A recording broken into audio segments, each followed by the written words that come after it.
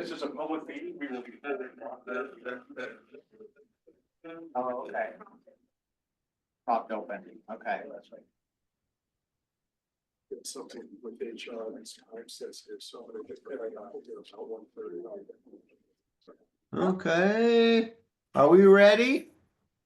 Are we ready to go? Ready. Okay, let's call the meeting to order. Audit Committee meeting of December 14th, 2020, or I'm sorry, February 14th, Valentine's Day, 2025. Introductions and notices.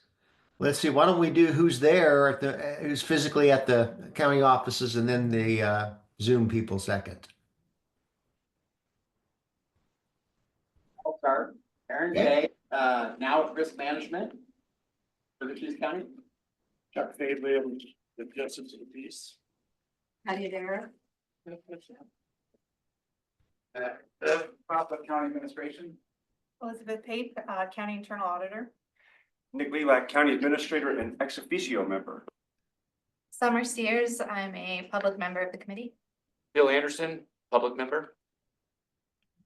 And we have guests. Okay. Heather Keisner, Public Health Director. Janice Garceau, Health Services Director. Lincoln Hill County Administration. Joanna King, Controller of Finance. Bill Cannon, county treasurer. Stevie Holcomb with Community Justice. Angie Powers. That's everyone in the room, Daryl. Okay, so let's now we'll go to the Zoom folks. I'll start. Daryl Parrish, public member. Joe Healy, public member. Lee Randall, county staff member. Jody Birch, public member.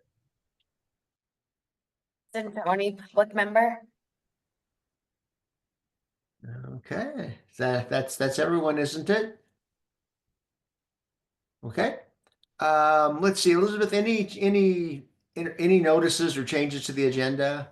Anything? Well set. Okay, let's get into, sorry about that. The minutes from the meetings of December 6th and December 13th. Start with December 6th. We have a motion to approve. Any comments, questions, additions, subtractions? Commissioner Dara, move them on. And Judge Bailey. seconded. Okay, all those in favor of the December 6th minutes, say aye. Aye. Any opposed? Hearing none, the minutes of the December 6th meeting are approved. December 13th, do we have a motion to approve the meetings for December 13th?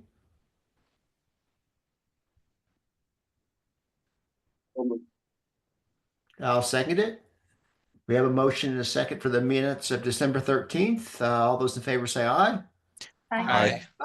Any opposed?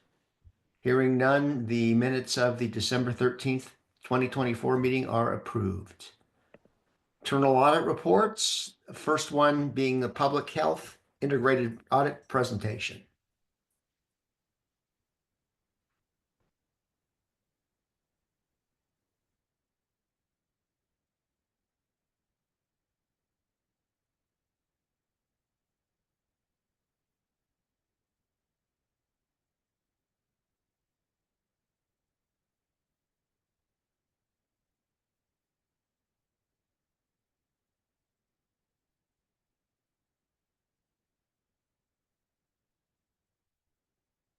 Well, our biggest integrated audit to date was with public health.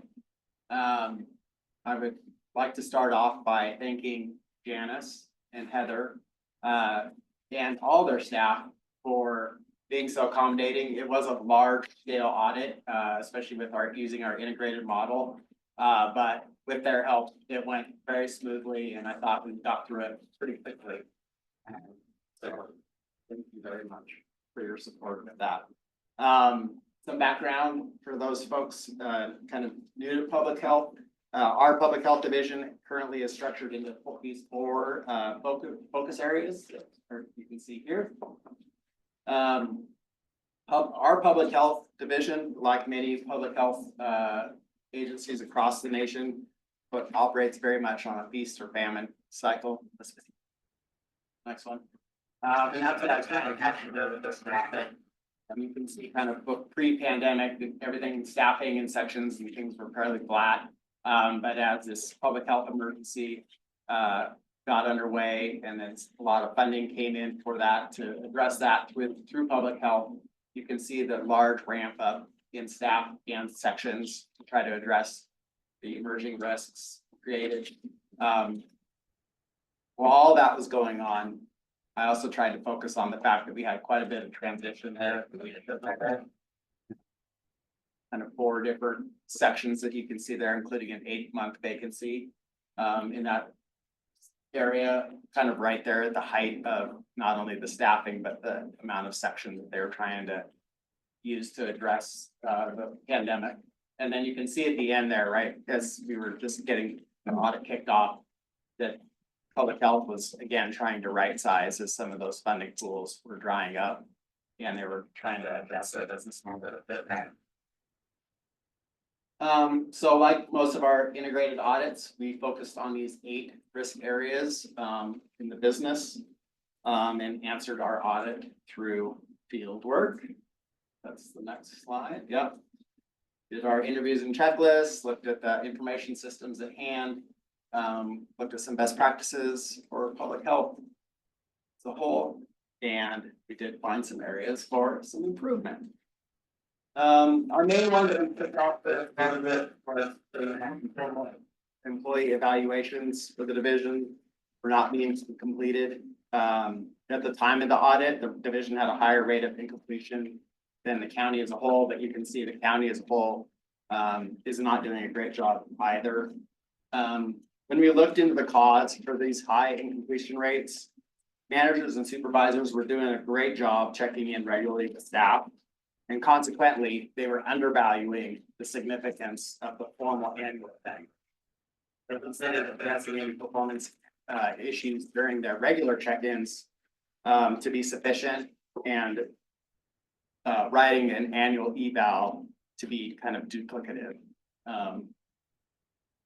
Another cause for the incomplete evals is the county's own valuation process, which was in flux. In our 2019 audit, we could see that the completion rate there was pretty low, 32%. And now with this 2024 statistic that we pulled up, where it's nearly half incomplete. In 2019, HR's response to our audit was they were going to roll out some new evaluation tools to help managers and supervisors complete this evaluation a little bit more streamlined, with some streamlined forms, and a little bit more best practices current evaluations. But as of the time of the audit, that still hadn't been anticipated at the time for a May 2025 rollout, but now we have some vacancies in HR, so that might be delayed as well. So ultimately, the formal annual evaluation is a requirement under county personnel rules and most union agreements, regardless of the frequency of informal conversations and the inefficiency of our evaluation programs. So we recommended that public health managers and supervisors complete the required evals and ensure that expectations are set for future completion. And public health agreed in their response, and prioritizing completion of overdue evals, setting expectations, establishing an action plan, and providing trainings on how to use those informal check-ins to then draft annual evaluation. Aaron, by overdue, this year, we're not going back and. We didn't look at back. There were, of course, during the pandemic, they were trying to prioritize where they were spending their resources, right? So evals were suspended during the pandemic so they could focus on the emergency. But, now we're past that. And so, yeah, they overdue were just this last fiscal year is what all we looked at. Or calendar year, calendar year. For the next one, we looked at performance measures. Many of which are mandated by their funding requirements. We looked at their measures that were, that public health inputs on the BOCC dashboard, the annual reports that they post on their website, and the published quarterly communicable disease reports. When comparing public health performance measures to GFOA's standards, there were several instances when the measures deviated from best practice. Relevancy measures are mandated, which generally is reflected in more output related rates like immunization rates in Central Oregon. But outcome measures which link measures to division goals were fairly limited. GFOA also wants useful measures, meaning that they support decisions and improve understanding.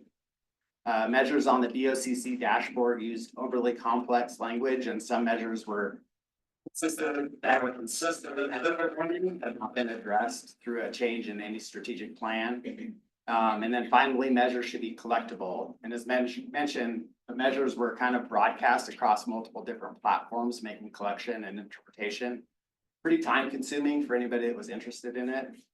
Heather told us pretty early on in our audit process that she had intentions to update the strategic plan for public health. So part of that planning process involves identifying measures that ensure that any of those strategic plans.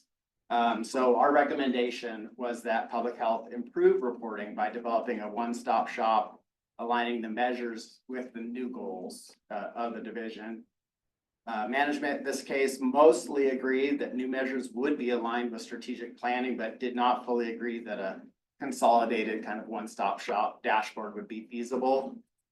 So they're relying on the accessibility of their website measures and accepted the risk that this approach may limit collectability to public interested stakeholders. And then when looking at fiscal procedures, we found some inconsistencies and incomplete procedures, although a lot of good practices were there in place. We made 2 recommendations to improve controls. The first one kind of addressed the gaps in the procedures that you can see there with the usage of some mail procedures. Management agreed to close those gaps. And then the second recommendation promoted alignment of the practices currently in place with the procedures. There was some misalignment there, and they agreed that they were going to update all those procedures in the next 6 months. One detailed area of fiscal controls that was a repeat finding from our 2018 cash handling audit. These cards are purchased by the division to promote engagement or lower barriers, lower barriers to access, like gas cards and things like that. And we found some inconsistencies listed here between card logs and internally performed counts. The unaccounted items were unable to be completely explained due to kind of lack of records and transfers among the different programs. But we recommended that policies be reviewed to reinforce accountability practices for those gift cards. And they have a really good, robust policy. It just wasn't being fully walked through all the way to the end there. Management agreed, and we'll start meeting with the custodians of those gift cards to review the policies and procedures. They're going to ensure that independent counts happen in January, which we're past, and review program budgets monthly to monitor the and usage. And then finally, with information systems controls, we found some data inconsistencies within the organizational chart when compared to the division records. And this could have contributed to some of the missing employee evaluations noted, but we couldn't directly correlate this as a cause. We also weren't sure if this was anomalous, right, or a systemic issue. The division reported that they had finding these types of data errors for some time, but lacked any data to support the extent or frequency. which kind of led us to our recommendation that they try to understand how pervasive these errors are by kind of establishing a tracking system.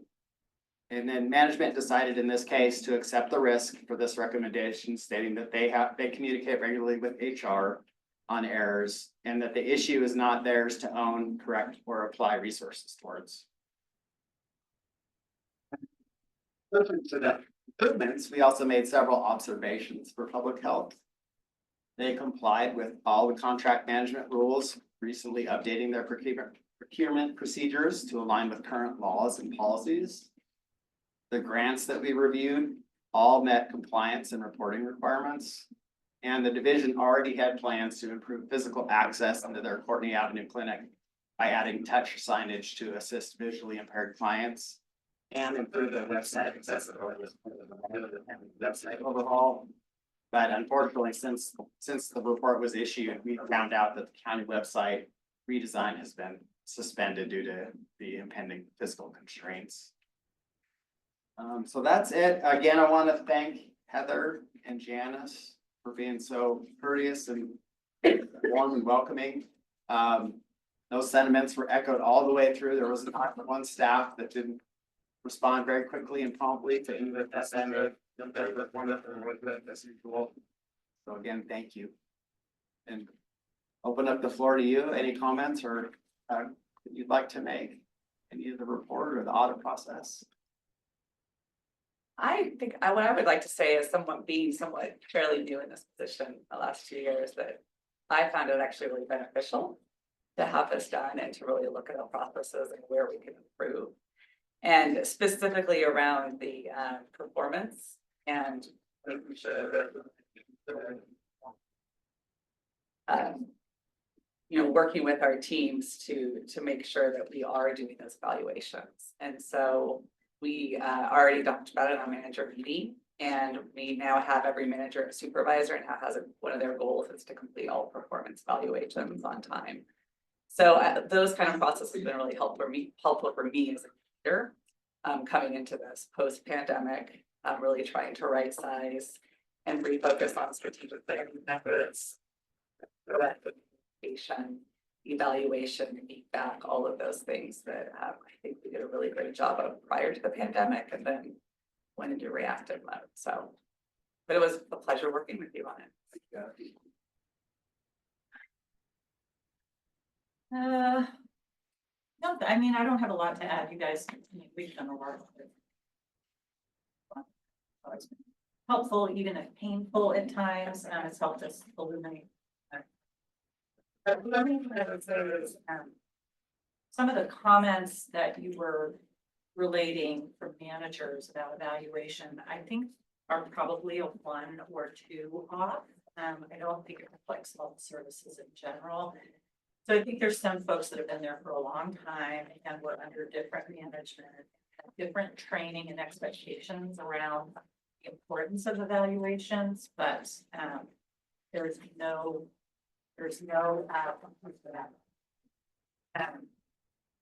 and the other thing I would say is managers are often scrambling if they have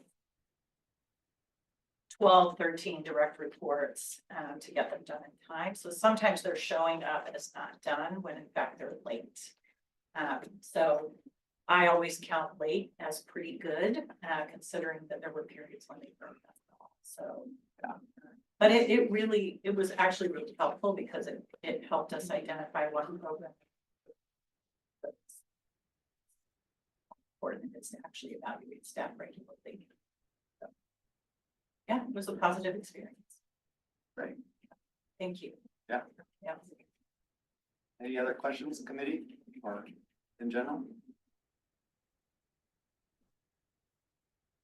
Just a quick comment on the performance evaluations. I certainly appreciated that it was compared to the county aggregate data because that's a concern to me. When I see that,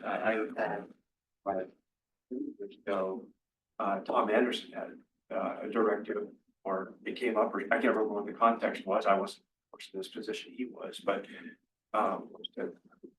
we were behind then. Yeah. So I don't know what's happened. So I appreciate this update. So I'm going to work with Eric and Whitney in their capacities as human resources director and manager to understand where those are, and then for the departments that we oversee. Of course, I don't have operational authority or control over offices, the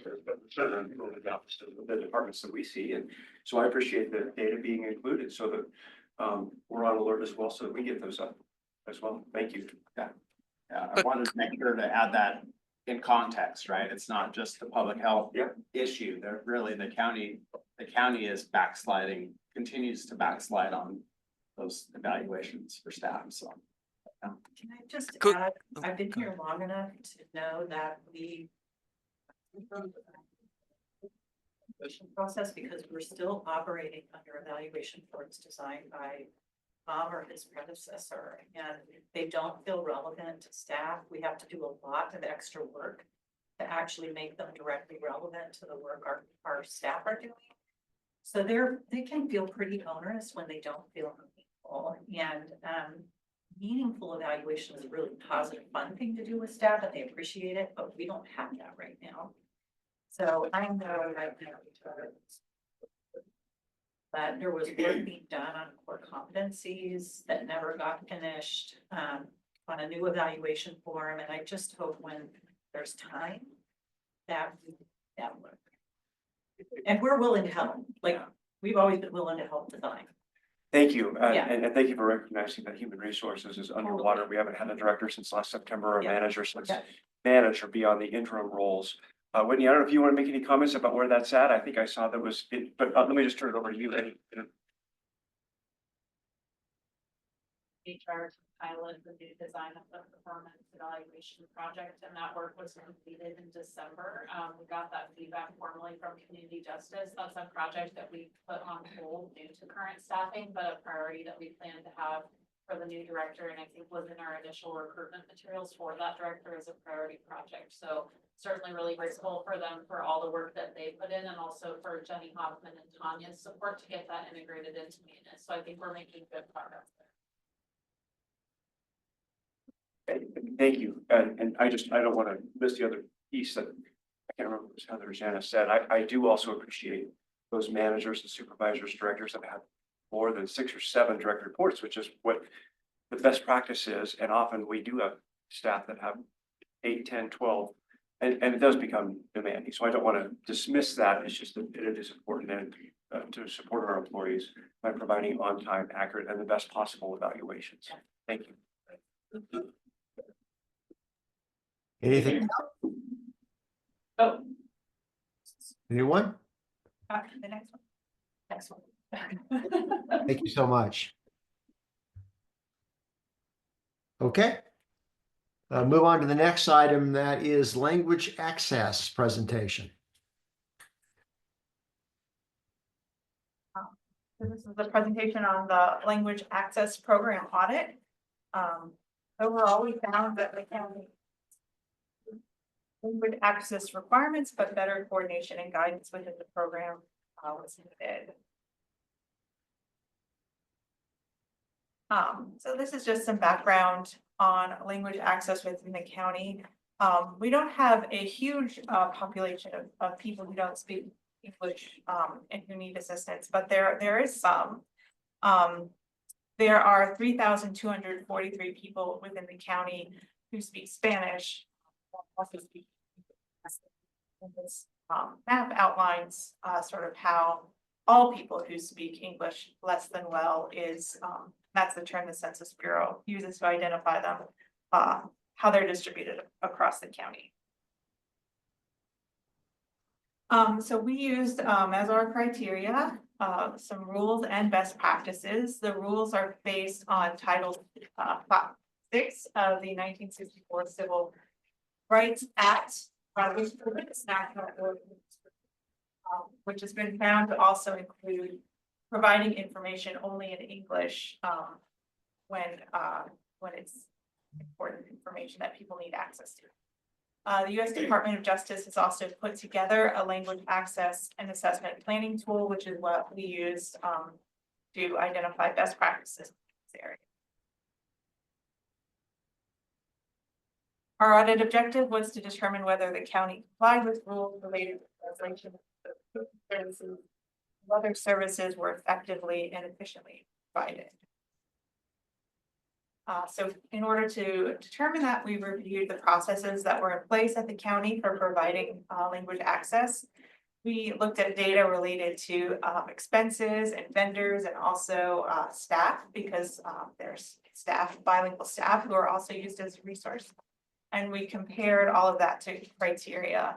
This slide, if you go with your reading packet, it has a link that as criteria. That's the Department of Justice's language access tool. Findings and recommendations.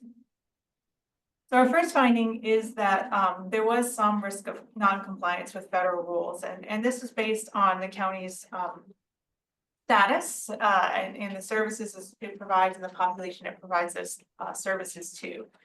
So the rules apply based on access standards. And those are based on the size of the population, and the population of people who speak Spanish in the county is higher than the threshold for needing to have a program in place. The frequency of contact. So if you're seeing someone on a daily basis, you have a higher standard to provide language access than if you see someone infrequently. But there are certain areas of the county where people do have quite frequent access.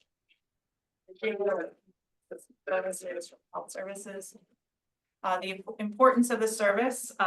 So, you know, it's more important to provide language access to services which are matters of immediate health and safety than it is to provide optional or less important services.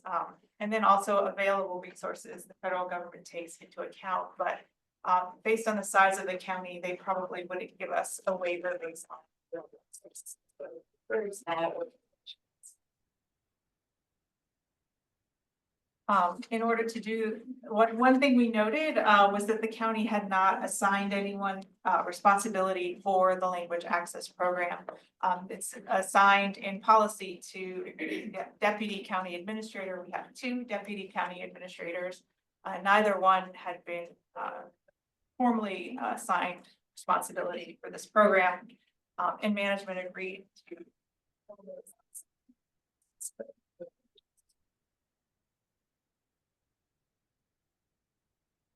The second finding was that the policy that we do have in place doesn't provide clear guidance.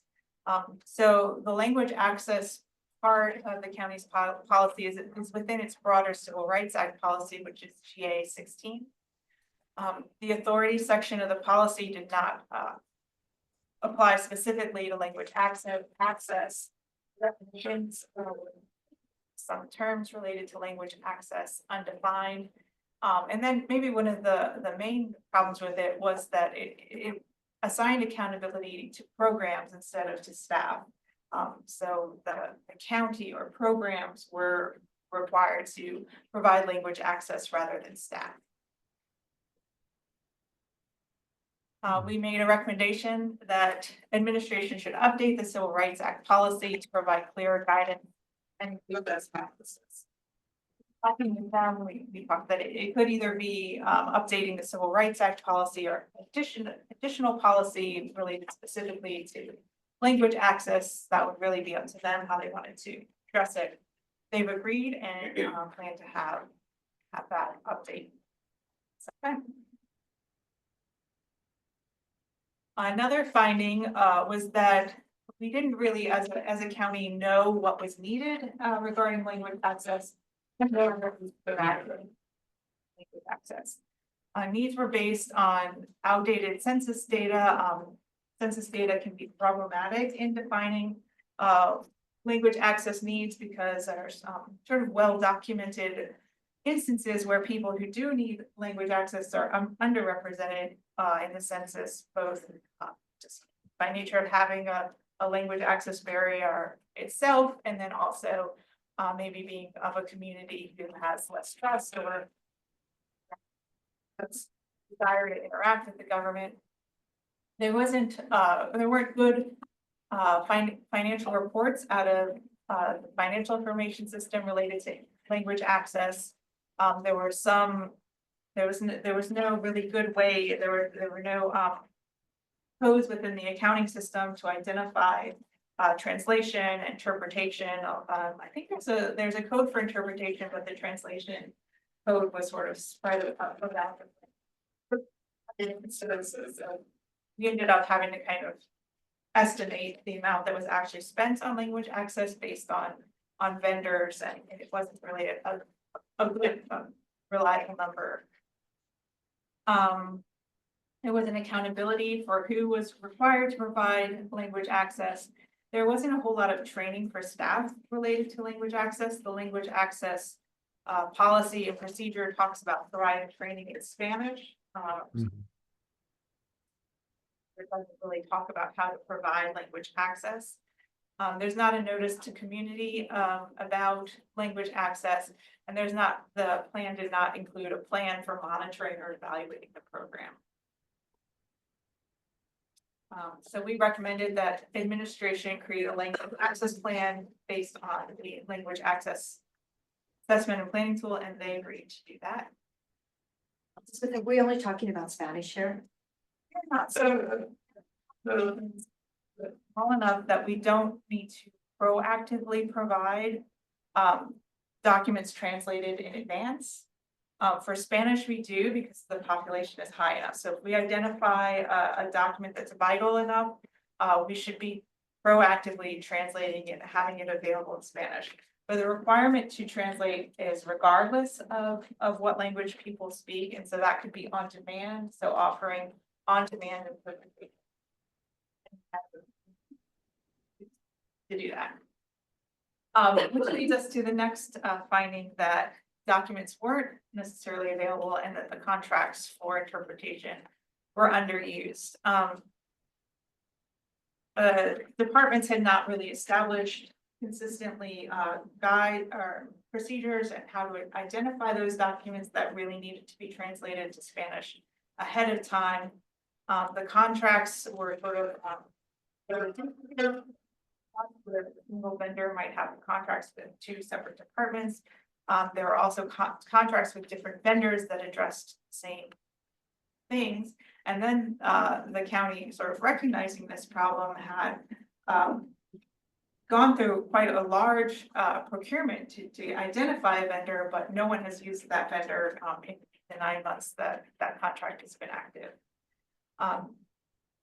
And so this is an example of a county-wide procedure for language access that's put out by Washington County, telling people within the county when to translate documents and how much to translate, but it actually goes into a lot more detail, really guiding staff of what's available and what they and how to provide language access services, which the county doesn't have.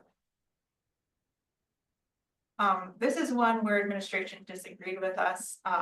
We recommended that they develop a manual to guide staff and how to implement language access policy. We talked about how, as we were talking about this recommendation, that they're different. The activities are so different in different departments that maybe it doesn't make sense to have a county-wide procedure because it would look very different amongst the different departments.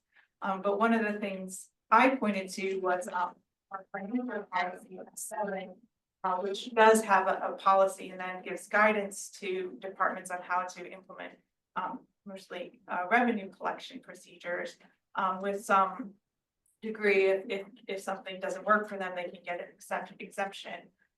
So that was sort of the model I was envisioning. Administration, in the report, they decided to accept the risk. I think they're open to it and still considering it, but didn't want to.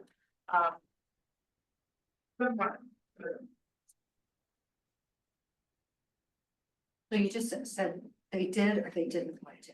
They did not want to commit to it at this time, but it's still something that considers. As a result of not having clear procedures in place and policies for departments to follow, bilingual employees we spoke with really felt burdened by by the demand for language access. To assist with other agencies, so law enforcement was, asked to deputies within the sheriff's office were dispatched based on their language availability to calls that might have otherwise gone to Bend or to the state police. Some people had higher caseloads based on their language access skills, so because they either had to carry an extra caseload because they had that population, or population itself became an extra, a larger caseload than other people had. Colleagues often would request help and assistance from their bilingual colleagues rather than using contractors, both because there was sort of discouraging for the expense and also just because it's easier and have relationships with people.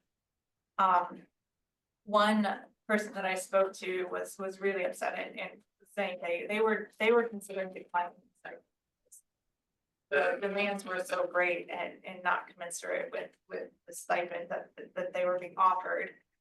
And then another thing we found was that the stipends weren't consistently tied to skill or need. So there was different levels of stipends, but not consistent across the county, what it would require to be within one level or another. And then also that the stipend amount doesn't change with inflation. So it's been steady for maybe a decade or more. It's really symbolic and maybe doesn't really reflect the value that these people bring to the organization. Is there somebody in the room that kind of give us information if it's really been around that long, for a decade? Or at least 8 or 9 years that we've had a stipend that I'm aware of, maybe longer, and it is the highest level that now. Which is Yeah, prices have definitely gone up just a little Yeah. bit. last year. Did you say it's like $50 a month? It's $250 a month if you're at the highest level. Meaning you're able to translate documents, which is a skill. And But you can't do it through Google Translate? No, you cannot. I have German family. I use Google Translate. Let me tell you, it's not adequate to any kind of technical. Especially like in health. It's a great way to save staff time. So sometimes we'll use a platform to translate a document, but you have to hand it to a native speaker to actually make sure it's meaningful and the person on the other end will get it. The other thing with Spanish speakers is you may have some folks that speak indigenous dialect or other ways of engaging with the Spanish language because of where they come from, because they don't all come from this. So you just need some level of sophistication. Medical Spanish. Yeah. Yes. And we have staff who have Spanish as a first language and are still struggling to pass the tests that have a very high threshold for ability to translate complicated technical information. And for people accessing services that actually matters, like if you're signing a service plan or getting medication prescribed, you don't want someone winging. Just saying, I would. But that technology could improve. Now, and we would always have a native speaker review a document just to make sure that things like Ben gets translated into a bend in the road. So if there is a local element to translation that we just can't get with AI. But we'll get closer. So we recommended that administration create a policy specific to the bilingual program that clarified selection, hiring, testing, expectations, and to implement that. That is all of our presentation. So we can open it out if I think Whitney was the most involved, and also Nick, if you have a response, and then if there are any questions from it. Just as Whitney comes up, I want to say, I just think this was an outstanding audit.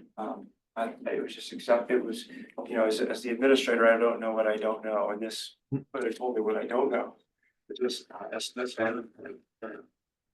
our first meeting talking about what you were initially finding to the final report, it's just exceptional. It's incredibly informative. We have a lot of work to do as our response indicates, and I'll let you talk about the details of that if you wish. It's a great roadmap, what we need to do and with timelines. So I don't want to steal any more of your stuff. You want to?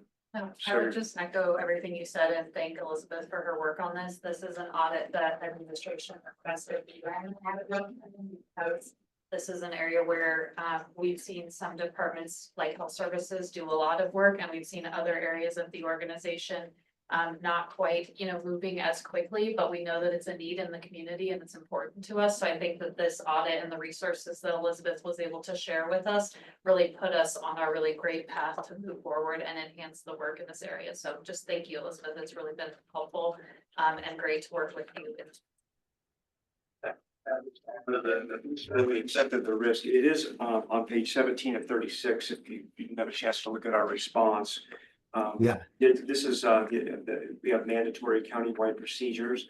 What we stated was we agree with the auditor that consistent procedures are important, but and Elizabeth, you captured this well. But we want to evaluate the development of countywide procedures and their potential operational impact with department heads before we make a determination about policy. As we know, health services does a lot of work in this.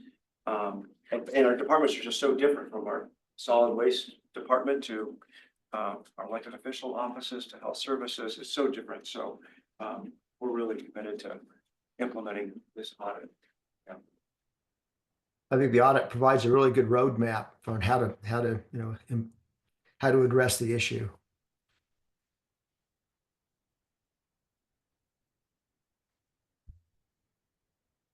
Anything else?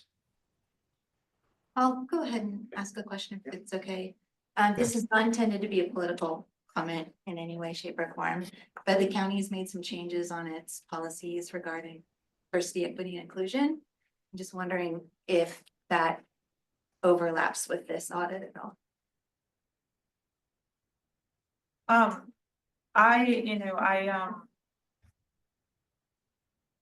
Really part of into that, we, as an auditor, don't speak. We reflect the values of the elected officials, and the work that we do reflects the values of the county that speaks through the elected officials.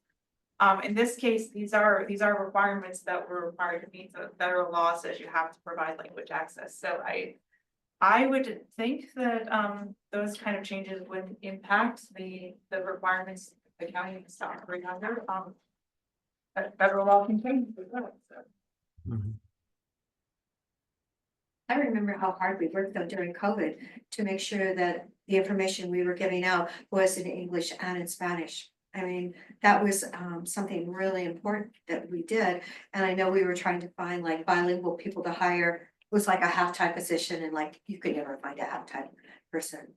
So, but you're saying we only have 4 people in the county that actually have this capacity? That have the highest level. So it's I think there's about 50 plus minus 50 employees that have the 150.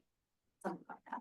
50 have the 100, the lowest level? There's really 2 levels, but it's actually somewhat complicated due to employee bargaining agreements. Yes. There's some slight differences, but I think the simplest way to say is most staff that have a stipend of $150 a month. Okay. Sorry. And that's really not adequate because it hasn't been updated with the budget. Very reasonable statement, yes. Has there been any survey or any inquiries into other organizations as far as what the stipend is for them? Is there any? Elizabeth actually did some work in the audit that she was able to share with us about what comparable organizations and counties do and how they set those rates, and I think that was really helpful to us. Thank you. Okay. Yeah. Sure. Well, I just wanted to respond. Health services, we do still have a committee that is focused on diversity, equity. At the moment, we still have one. That committee does matter to providing language access services. In that, it has been a way to support staff and being able to come forward and talk about what it's like to work as a staff and provide his services to families And it's helped us. I will say that during COVID, the language access services that were provided very much in response to a local group of Spanish speaking staff from all of the medical providers who got together and said, you're not doing enough for our community. So advocacy matters, however it happens. And I think it's going to keep happening regardless of what it's called. So again, I don't want to wade in to a decision against the class. We all need to keep talking to our Spanish speaking community one way or the other. For the book advocacy.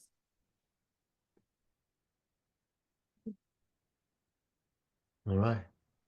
Anything else on the language audit? Okay, let's move on to the next one, elected sheriff transition.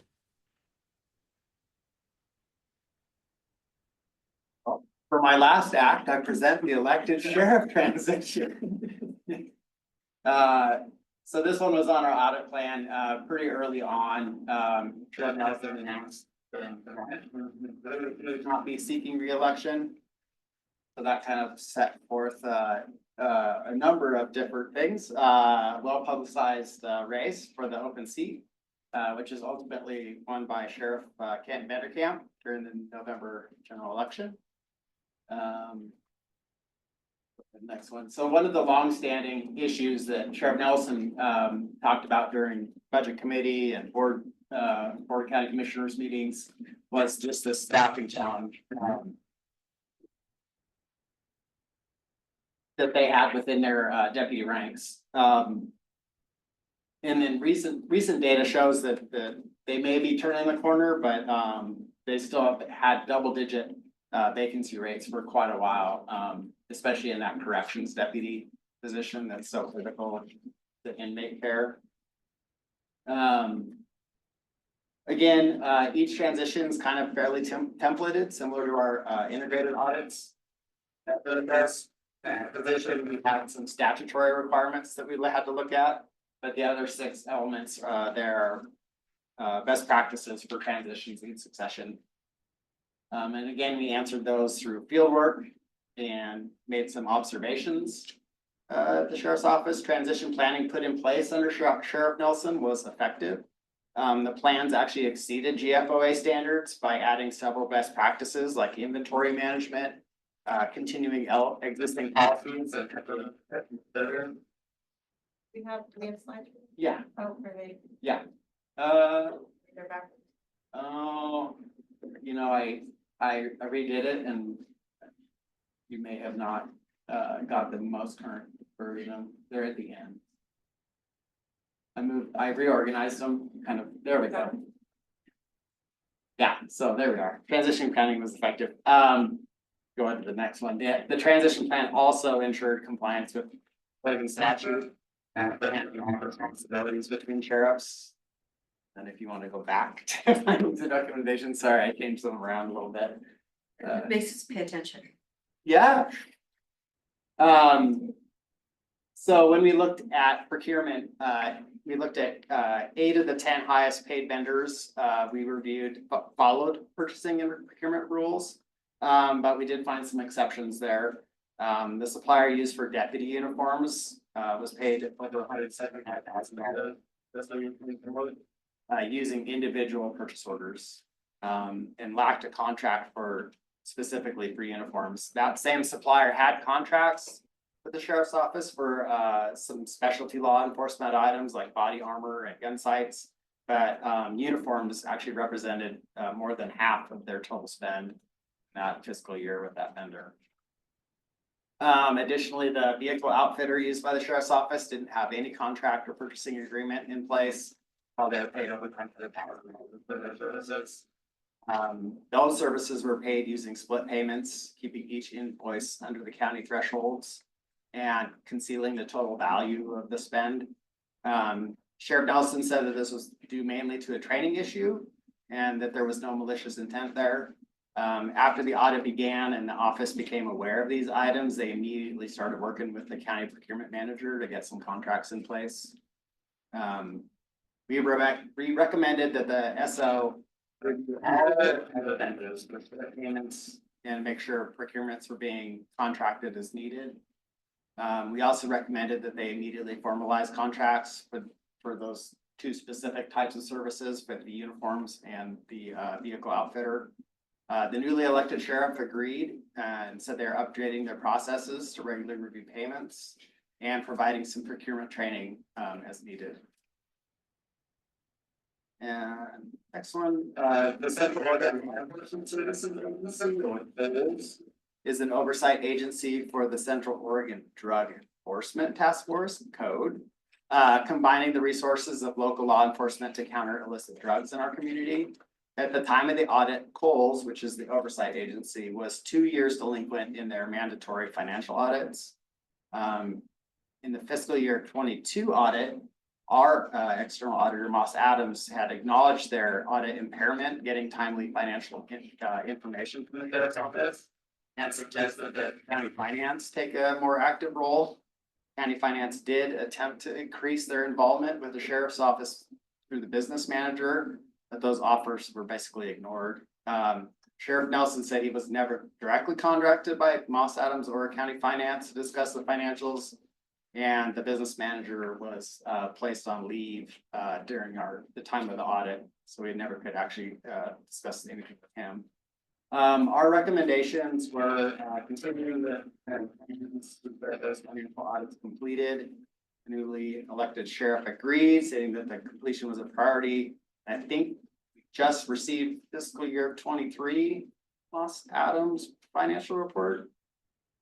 Yes, so anyways, they can now start moving on to fiscal year 24. No? No, they finished, they got all the information to them. Yeah. Oh, so The the, draft is almost ready. Okay. for review. okay, I heard otherwise, okay. All right.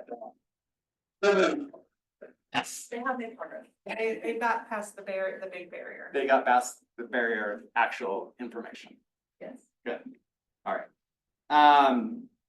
So late financial audits for Coles was also found in the 2015 audit when Sheriff Nelson took over.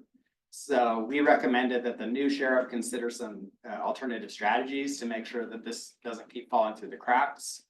Sheriff Vanderkamp said that he was assigning staff to listen to the process to get current before July.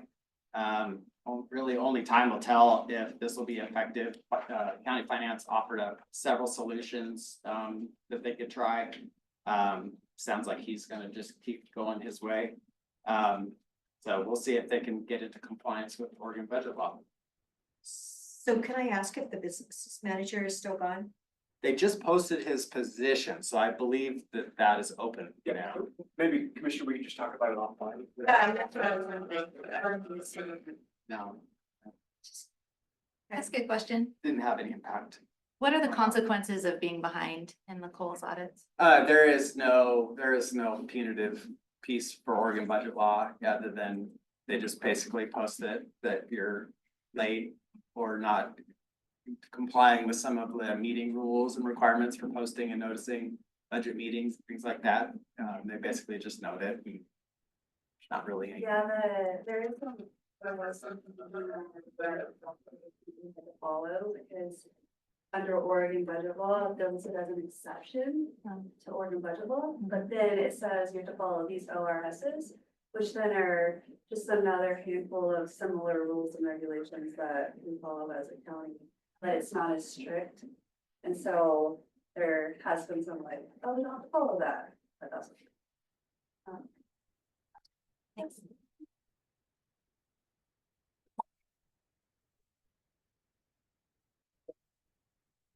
The two recommendations from the prior cash handling audit in 2022 remained unresolved. The records unit was still not using the county's financial system to record daily transactions or next slide there. Yeah. Or use those records to balance daily to prepare deposits. The next one, also to try to better get us transparency on code and prepare those Coles audits was for the sheriff's office to provide finance with bank statements monthly from code so that they can journal the activity of those accounts. Sheriff's office at the time of the audit was still not providing those monthly statements that they agreed to. So the recommendation was just to prioritize completion of those outstanding audit recommendations, and Sheriff Vanderkamp agreed, stating that completion was again a priority and that exploring conversion to cashless transactions, which may provide a little bit more fiscal control, but doesn't necessarily address the recommendation. That's it. Any other questions for Sheriff's transition audit? Just, I guess for my own like understanding, so what, I don't know, if consequences is the right word. What happens if they don't? I mean, so who's the authority to make them or strongly request or make changes besides just kind of seems like maybe ignoring is kind of what's going on? Yeah, again, there's not really any punitive measures in any of the Oregon budget law that they can get fines or sanctioned in any way. It's more of just, yeah, publicizing the fact that they're delinquent and not compliant. It's one of those areas where it's like, There's a board that oversees Coles, and I suppose if they start to feel that they don't have faith in the financial management, they could request that another partner agency take over financial management of that. That might be a potential consequence, but it would be up to the Coles board, which is made up of law enforcement leadership within Central Oregon. Thought on the bid splitting and the making large purchases without a contract, but those are, I mean, those are fairly potentially serious issues. Is everyone satisfied with the response to that?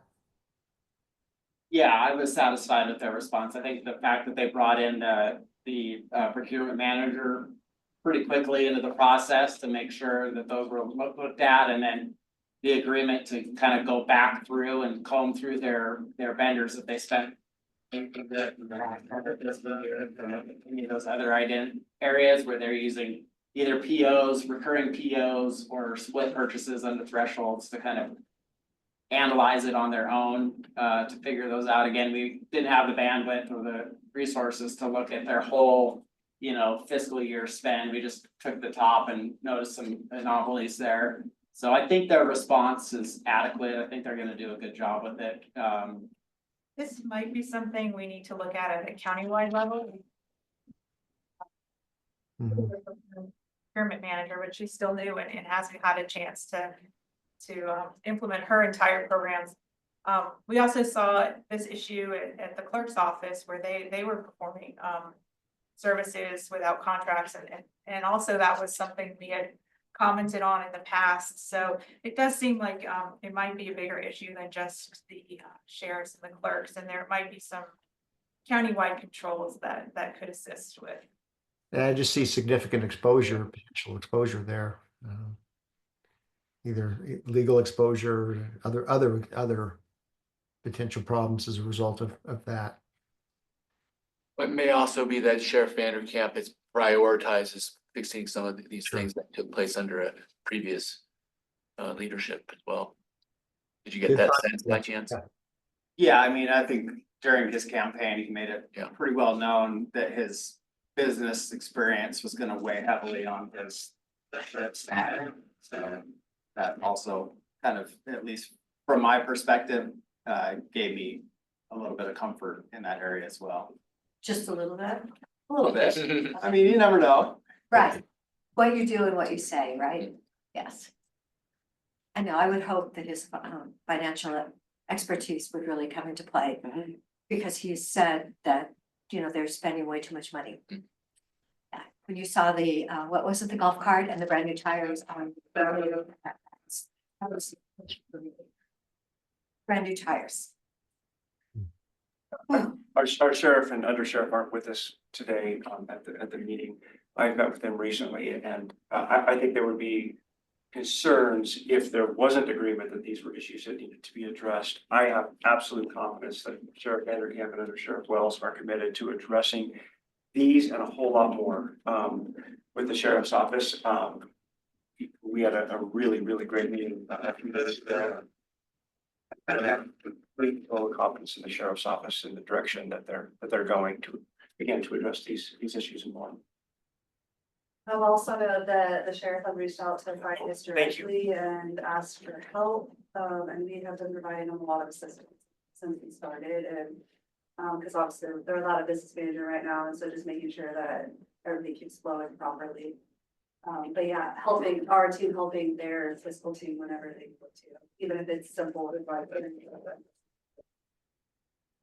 Thank you. If you weren't able to hear, that was Jana Kane in our finance department, and I should have mentioned that myself, is that I'm aware that the sheriff's office is working very closely with finance.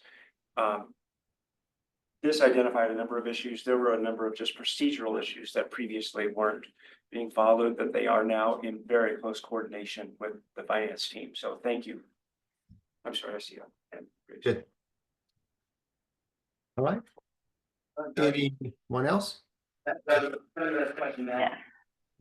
Yes, hello. I had a question around, and Elizabeth, there might not be time capacity, but is this an audit that we kind of, bump up the follow-up report a little bit? It looks like most of the deadlines that were, in the management's response are, May, June, July, kind of strike while the iron is hot, and hopefully these are closed up and resolved. And we could, wrap this one up and then also communicate and be able to show that the, progress was made and it was made quickly. But I don't know if there's time in the work plan. The work plan, so yeah, we don't necessarily have time in this year's work plan, but as we're putting together next year, so that would be sometime in June, or July, which is earlier than we normally would get out there. Also want to give them time to actually implement the recommendations too, so. But yeah, that's something we can think about.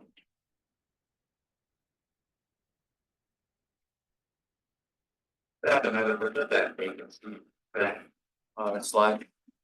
The vacancy percentage. It was like maybe the first slide or something. But it went back to like COVID, Yeah. and I'm curious about This is if the you know. last five years. It's supposed to Okay. look. Yeah, The so last 5 years. pre-COVID, do you know what it looked like? We didn't pull that far back, so I actually don't have that data. Especially with a report on labor, it might be helpful to have that, because it could just been, 16 or 18 for a long period of time before this. I don't know. I haven't worked here. I've worked in other places with law enforcement, and I think that it's been a long time that staffing has been a challenge in law enforcement. So I think since 2010, that's been hard. Yeah, I think Sheriff Nelson's comments were something regarding that even for the past decade, it's been a challenge for him to fully staff. Which would indicate that even prior to COVID, they were having a hard time filling all their positions. But I think aren't we invited to a ceremony with like 11 people, like maybe the next week or A so? week from Monday on the 24th, yeah. Yeah, because so I do think, we've had the musical chairs, like to Sun River, and then Sun River is going to Redmond, and Redmond's coming here, so we've had the really good news is, I think a lot of really strong law enforcement people are staying in our region. They're just changing their base. It's really nice to know.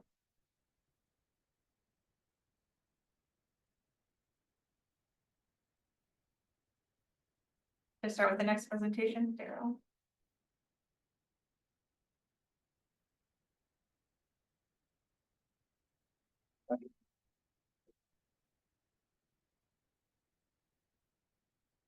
We can't hear you. Here we go. It's time for the global follow-up. Sorry about that. Had the mute on.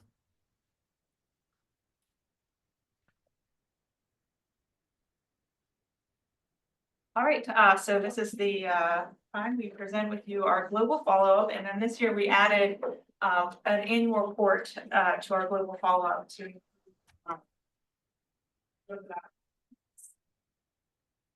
So here are the statistics of 2024. We issued 31 reports, 209 recommendations, 146 recommendations were resolved. 63 remained unresolved, and we had a 73% 4-year resolution rate meeting. Recommendations. 73% of our recommendations went to implemented within 4 years.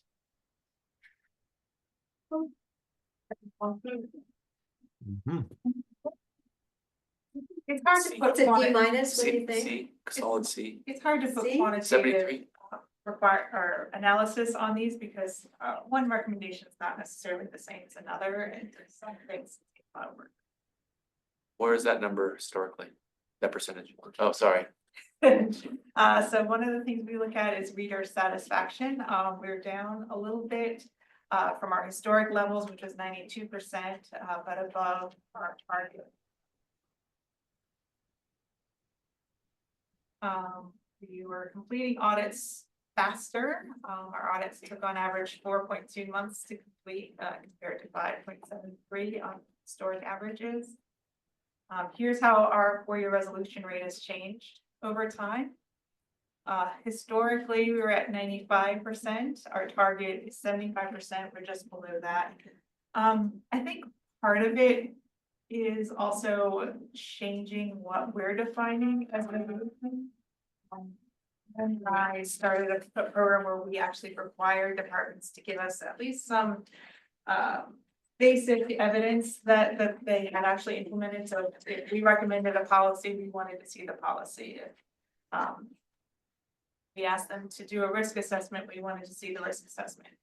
Prior to that, David would just, whatever, you know, if someone, they would just say, this is resolved, that would count as resolved. So I think that might have something to do.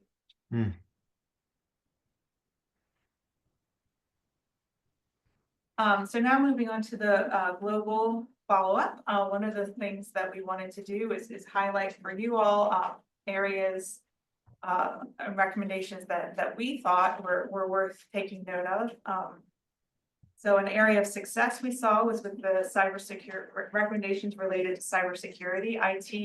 They were in our highest risk last year, our things we were most concerned about, and they really put it together and related to cybersecurity. So we wanted to celebrate them. The highest risk that we're highlighting this year is related to the wage equity audit. We see that there's risk there if employees are feeling that their wages aren't fair. There's also legal risk if there are any biases within our wage structure, financial risk because people can also sue us and compensate them. As we'll talk about next, though, in our wage equity follow-up, administration is pretty well on the way of implementing the wage study and hopes to have that done by the spring. And then we have the dinosaur represents the long outstanding recommendations that have just been sitting there, not done for a long time. So there's recommendations related to mobile devices that I think we made in 2017. Sounds about right. Yeah. Yeah. So updating the policy related to mobile devices and also the compensation or the reimbursements related to mobile devices. So those are still outstanding. And then also some recommendations related to P cards and how the Munis system administers P card facilitates P cards. And those, I think we're waiting on a new vendor for those.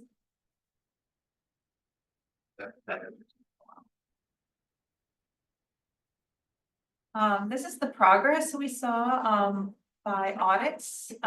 So we can see where things have moved and where recommendations have moved and where recommendations haven't moved. So the gray ones are ones that have been resolved prior to the 2024. Each square represents a recommendation. The gray ones were resolved prior to 2024. The blue ones were either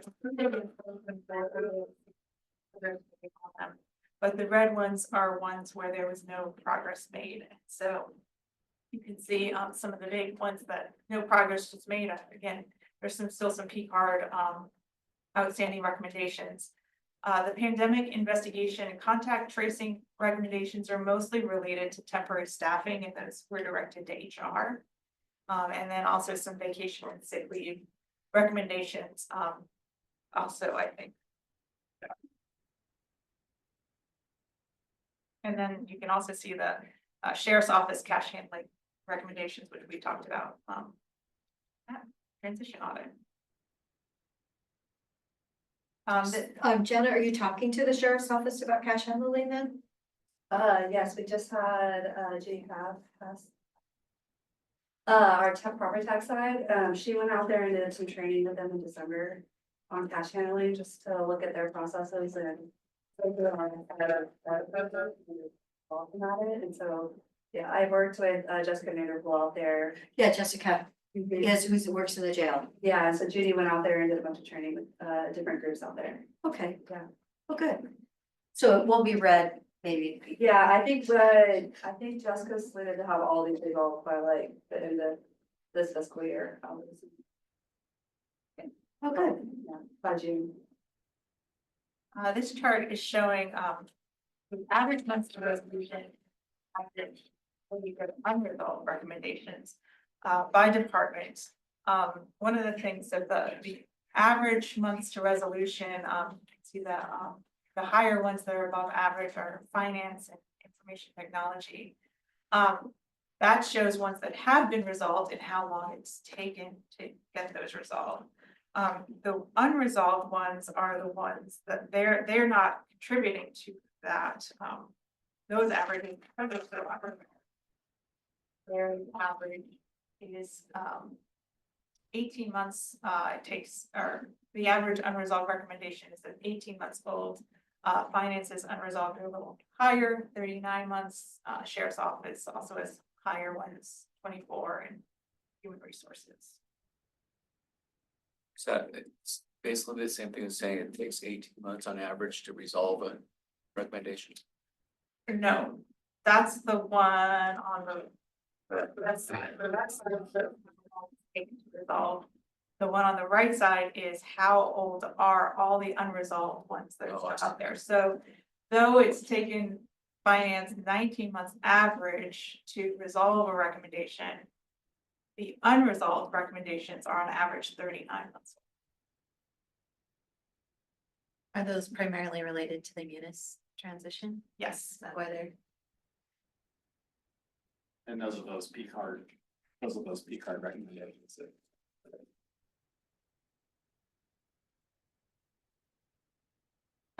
Some other data that's included in the report, if you want to go and look at the full report, how often we adhere to our work schedule, coverage over departments, over time, how often we've touched different departments with audits, our staffing ratio compared to how much staffing we have compared to county staffing, and then also detailed recommendations.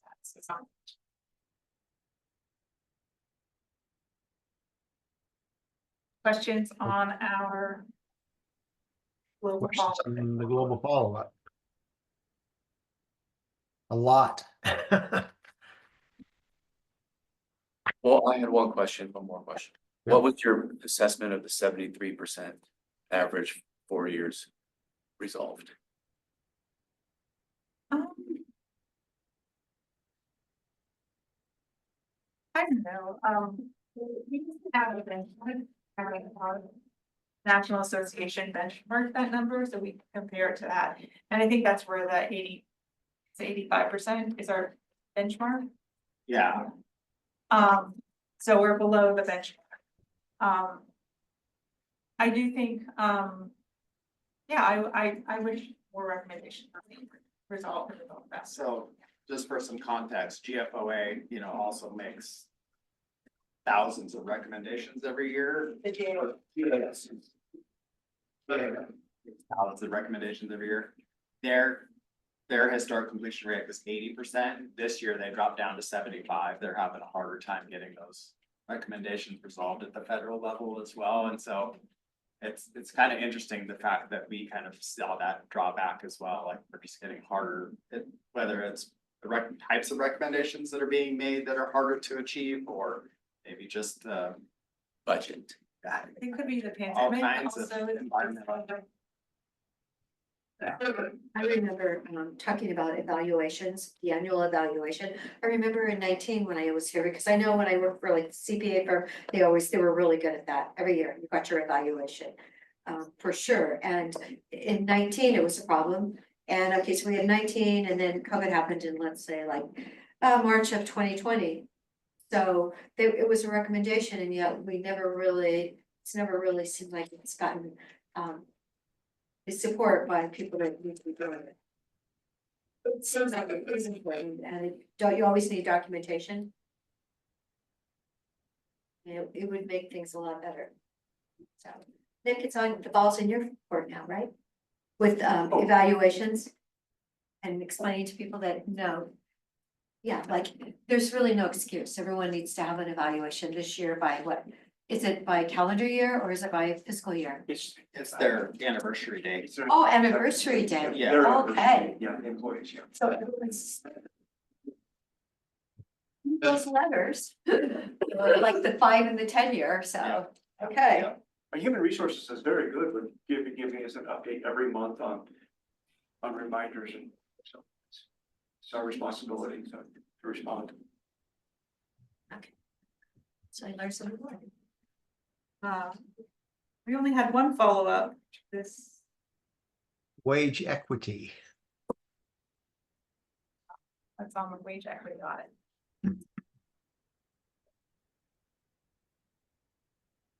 So just a kind of reminder of where we were when we did the audit.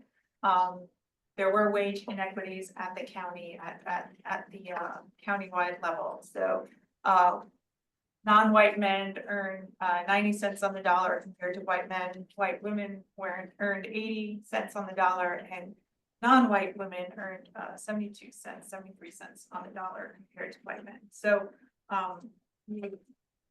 that the higher level, which required more looking into why those were occurring at the individual employee level. We also saw that there were some factors that could be influencing that were not covered by law. So overtime is something that influences disparities in wages because women work less overtime than men, and so really you can see that the right side or the left side, sorry, dyslexic. The left side is showing the base wages just based on salary, but when you take overtime into consideration, you can see the women both move back down and the non-white men move up. Another factor is job sorting. This is the situation whereby this chart shows the for any job with more than 10 people at the county, the percent male and the hourly wage. And so you can see as you move higher onto the percent male, the wages move higher as well. So the jobs that have more men pay more than the jobs that have more women. And then the final factor that because as you work at the county longer, you earn more money. Each year up to 7 years, typically you get a merit increase. And you can see that non-white women, 55% of non-white women leave the county within 2 years of employment compared to about 25% for the other demographics we looked at.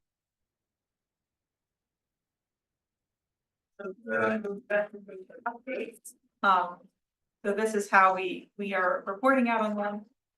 Resolved means that management has addressed the risk. 2 of the recommendations were resolved. 3 are in process, meaning they're working to complete them. In no cases did they accept risk in the audit, so there's none in that category. Our first recommendation was that the county should conduct an equal pay analysis. They're currently conducting the analysis. Done, run through the spring of 2025. Initially, the completion target date at the time of the audit was for March 2025. And that's still relevant, isn't it? Still going on, yeah. We also recommended that they report results of that once it was complete, and they say that they plan to once it's complete, so same sort of situation.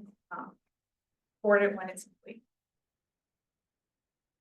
We also recommended that they consider the after completion of the equal pay analysis. Well, we said they should update the personnel rules. They said they would wait until getting advice from their consultants after the equal pay analysis. So that again also had a target completion date of March 2025.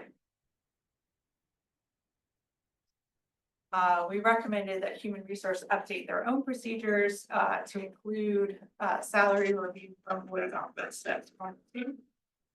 We have done that.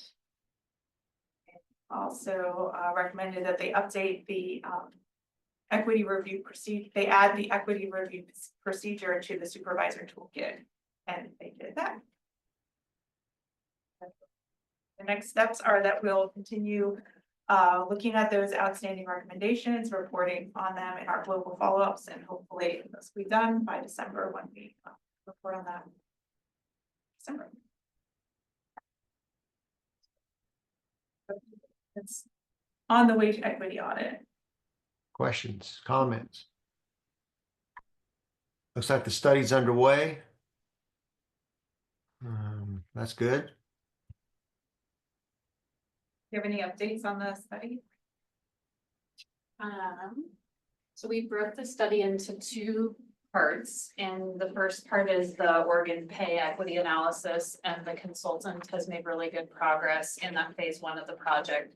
We're just completing the final stage of phase 1, which is pretty significant, so I don't want to sort of minimize the work that's going to be involved in that, but we're really pleased with where we are with that. The second part of the project is going to be the market analysis that is going to be conducted as part of this project, and that has been work that is ongoing and will continue alongside the pay equity piece. So really working closely with the consultant and also with the steering committee. We have a steering committee for this project that's made up from representatives across the organization that have an interest in this work, and their insights have been really helpful to us along the way.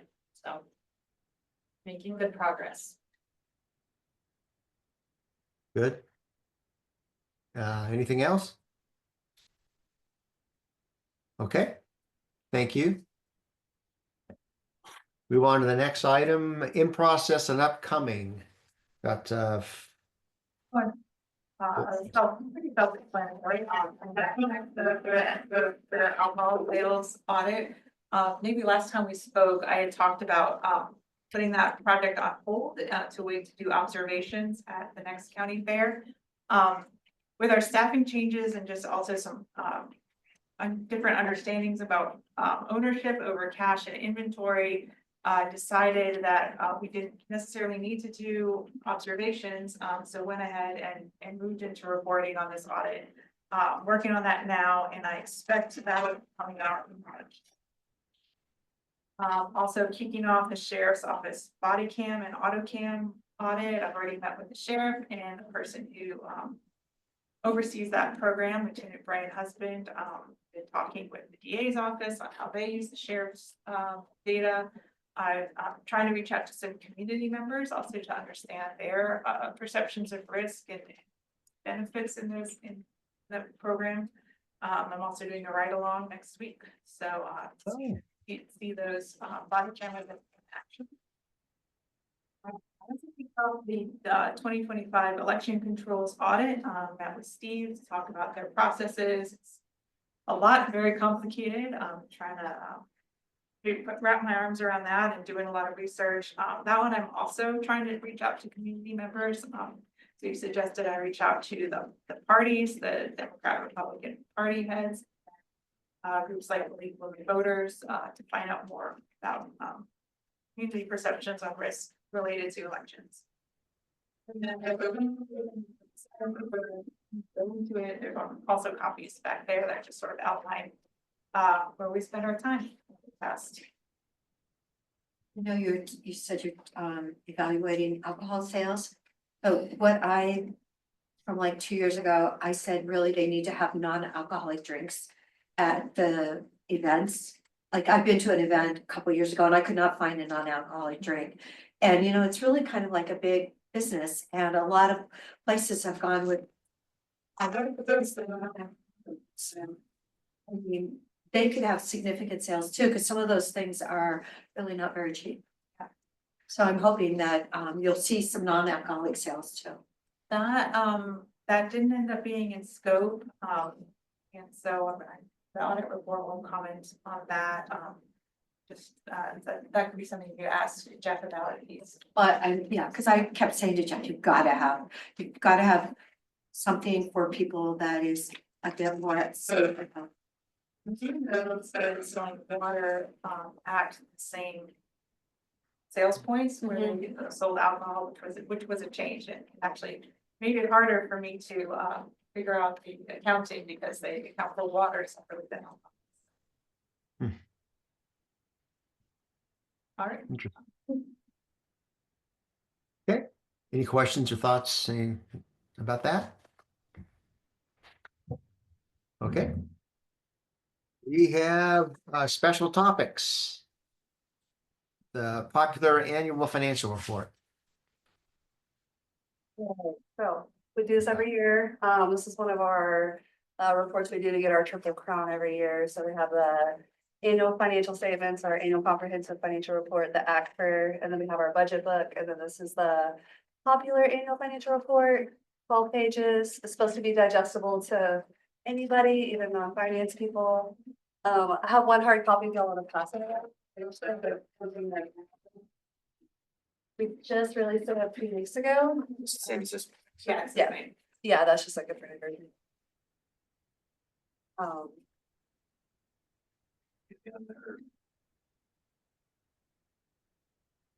Yeah, so our 300-page ACFR summarized into 12 pages. Did y'all want me to go through each section or did y'all have any questions? Happy to run through the report.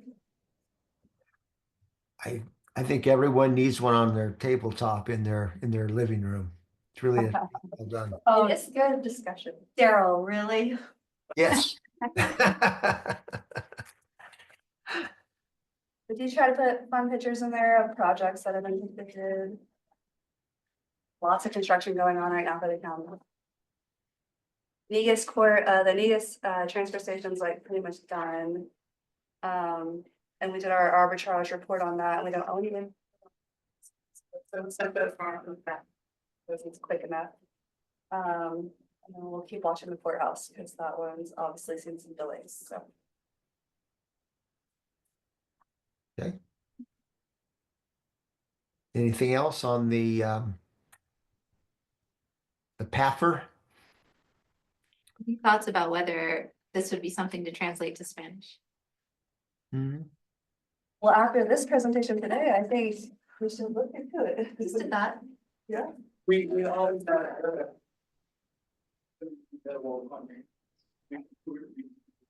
we don't get a lot of requests in finance. Most of our requests are related on the tax side, which we do translate those documents into Spanish as well. It is interesting that the assets in millions went up 73 million from prior year, whereas years before that, it was never that big of a jump. So Jenna, what do you say? I mean, Well, we got 40 million in capital, which is also on the pension and OPEB liabilities, we've seen increases on both the asset and liability side. So when we're recording those adjustments, it's the net is going up expense wise too, but our assets on that side that we hold in those pensions and our like retirement, like our county health plan, we have a lot of assets too, so that side's increasing, but then on the flip side, the expenses are also, like our liabilities, we're having to record. So It's like I could pull up the act for it and show you exactly, if you want me to. You know, it is Valentine's. But it is mostly related to those pension and OPEB liabilities. And assets, yeah. Okay, so could you explain why the PERS for the state had such a poor return? I mean, does anybody look at that, why it's so pathetic? Yes, we do. We have a consultant, present us on like what is happening at the state level. type of thing. Oh, Robert, do you have some words of wisdom? Yeah. Actually, Carol Samuels, that's who she's referring to. She's the one who spoke during our mid-year budget committee meeting. Sorry, Robert, you told me for the record. Yeah, they first did discuss at their last meeting, their board meeting, had some comments on that. I'll share it during the monthly update. I don't have those in front of me. But basically, they're invested, and some of their investments are going to be longer term, so it's harder to get out of some of those investments. And so that we may not see some of those returns, but we don't have control over obviously how the state invests at their level. But as I said, my son's pension Oh, absolutely. got returned 16%, and it's, yeah. And I'm going like, and I look at this and I'm going, isn't somebody asking the question? correct. And And those what, are the yeah, what did ours do? that have to put on that is in the. Our interest rate probably is about near 4% right now. Right now, 4%. Yeah, so our rate's about 4%, what Bill's investing in for employees. But we have to- incredible, don't we have incredible regulations on, we have to be so careful, so we don't lose 25 million? That's right. In the Yeah. PERS system, they're able to invest in things Oh, that's outside of what we're investing. Water machines, yeah, I know, we've had a lot. Any other questions? Anything else? Great, Shannon, thank you. Okay, the next item is the vote on the proposed bylaws. Does anyone have any thoughts, comments, suggestions, additions, subtractions, changes to the bylaws?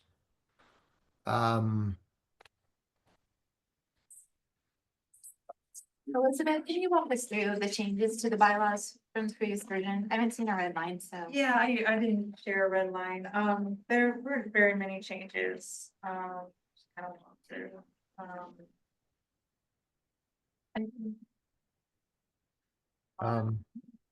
How many? A lot of this is in code, and so that there's. Can't make any decision on. Things like we changed. When it was capitalized. Yes.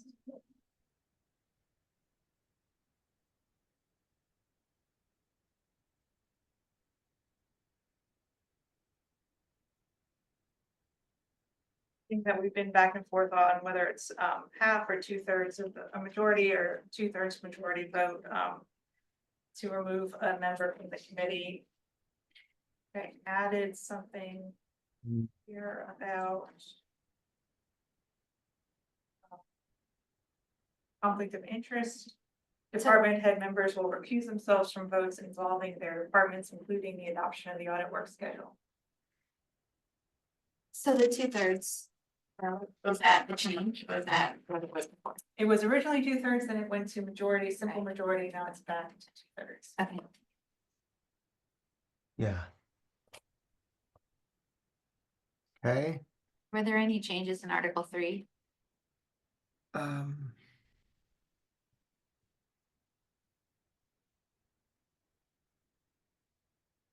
No, because that is in code. And if we want, well, we can also. We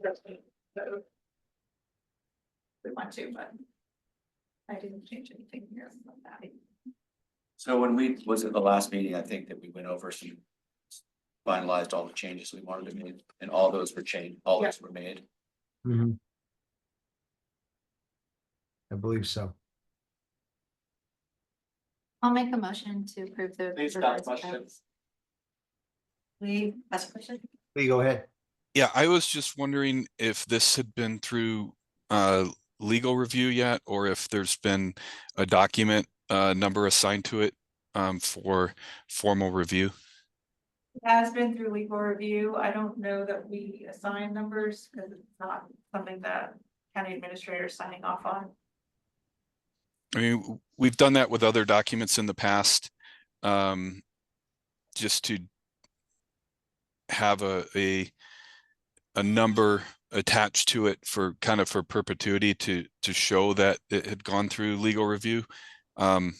Was there any feedback from legal that they expected to see it in an official routing or not?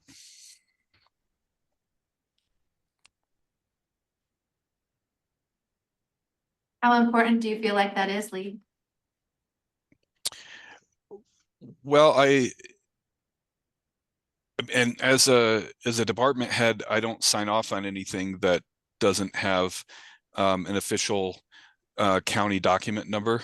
And so on one level, I'm somewhat uncomfortable voting in favor of something that doesn't have an official county document number, but by the same token, this is a unique situation. So I'm not sure I feel strongly one way or the other. It's just something I'm thinking through. Why is it a unique situation?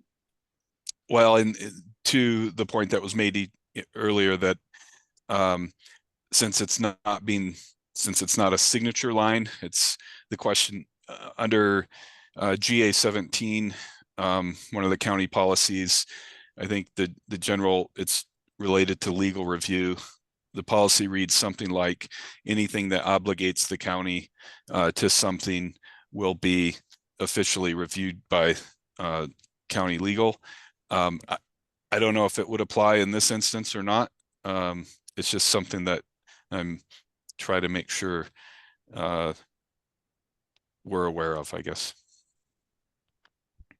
Valid question. What are your thoughts? Elizabeth, Nick? I can tell you that it's been through legal review and you can trust me. Yeah, I do trust you. It's more Yes. just like formally, do we need to see that? we talked about it when you initiated this, Yeah, I and don't know, Dave 4 or was 6 here. months ago, and you said, yeah, you were gonna take it through legal review. You did. I didn't look to see what they said or not. I just trust that you did the work, and I'm not gonna let it up that. Okay, I'm comfortable with that. It's just, I'm always cognizant of that county policy and making sure that that it's in place, or at least legal has an opportunity to say that it doesn't apply in a particular instance. So. Also, we're just referring this on to the Board of County Commissioners who will make. Okay, so likely this would likely, if it's going to go in an agenda for a BOCC meeting, then it would likely get a document number at that point, I would think. So. Yeah, you'd think. We'll have a resolution. Okay. Gotcha. Okay, that actually kind of fully answers my question. Then we're just making a recommendation to the board.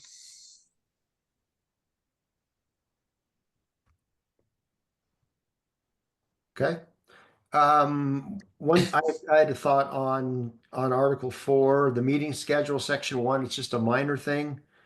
It says the audit committee shall meet as the committee deems necessary. Should we put something in there about our regular meetings being held every 2 months?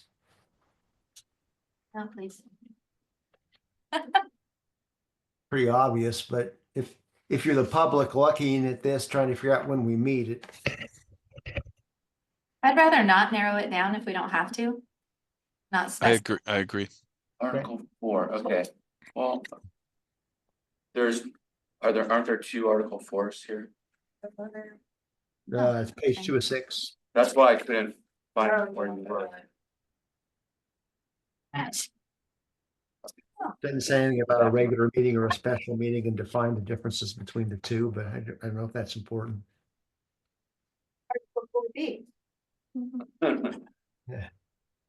I'm comfortable with it the way it's currently stated. Okay. No big, it's not a big deal.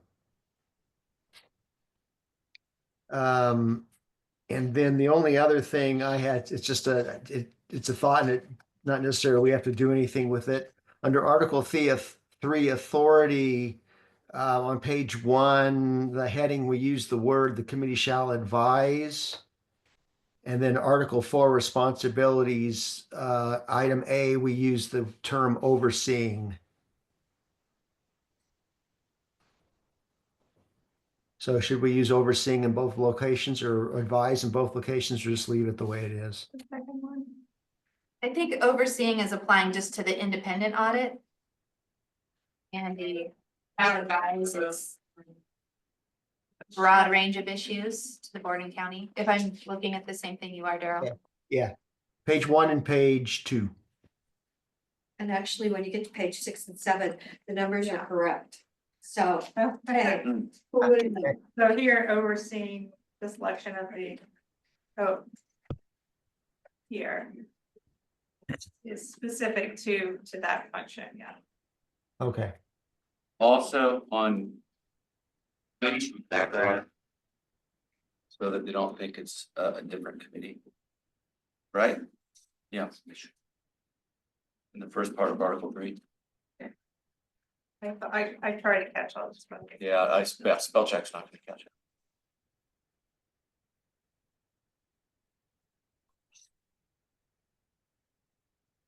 And maybe just because it's also in 4C.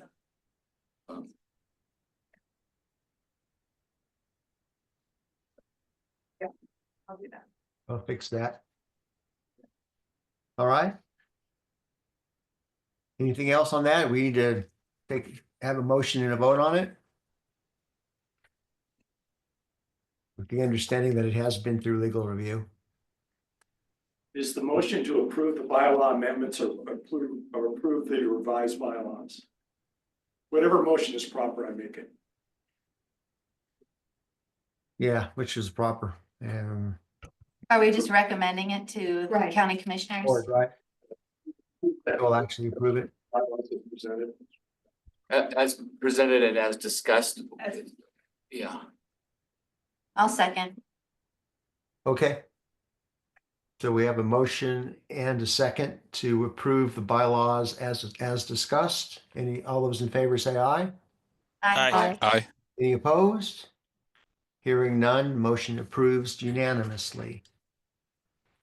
So somebody told me yesterday when I was chairing a new COAC meeting.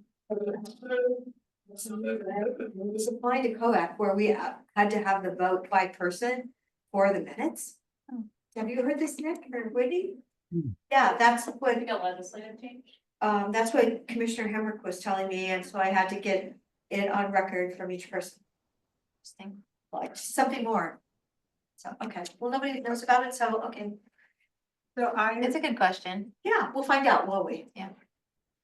I'll make those changes, this changes to the document and work with Brenda to get it on the agenda for the Board of Commissioners, and I'll let all of you know when that's gonna be on, in case you wanted to be there for that. Thank you. Excellent. Okay, annual quality assessment. So one of our requirements is every year to do a quality assessment of our practices over the year and share it out with you all. So that's what this is.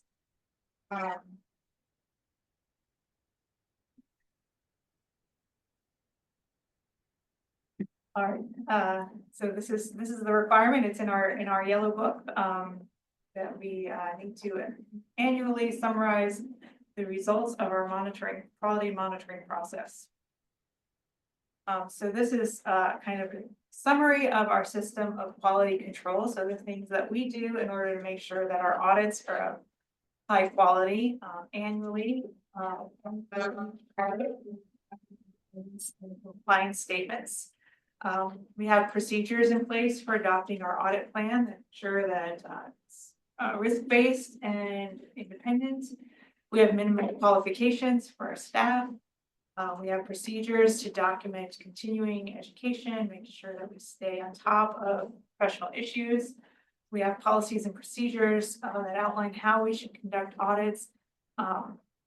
We index our evidence in our reports. Statement we make in report is indexed to evidence, and we conduct a second review of that. The person who authors the report, then the person who doesn't author the report reviews that to make sure statements are all supported by evidence.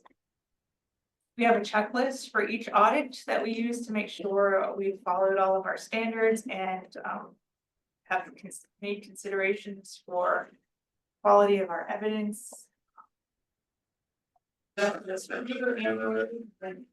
3 years, we have an outside peer review system we use to make sure our audits are high quality. So in 2024, I found that the system was working as intended, that we were producing, we were complying with our quality review procedures. 2 things to highlight. One audit was missing an engagement checklist. This is probably because we are switching our audit. I pulled the reports off the old software. Anything that was being worked on at the time didn't get updated. And so that was just a document that I missed as I was doing that process. I went back and did the checklist. The audit met all the requirements. We really no problem with that. Another thing that I forgot to sign my annual independence statement. I signed it in January instead of July. I didn't have any impairments over the year, so there's no impact. But I created an Outlook reminder to make sure that I remember to sign my independence statement in July.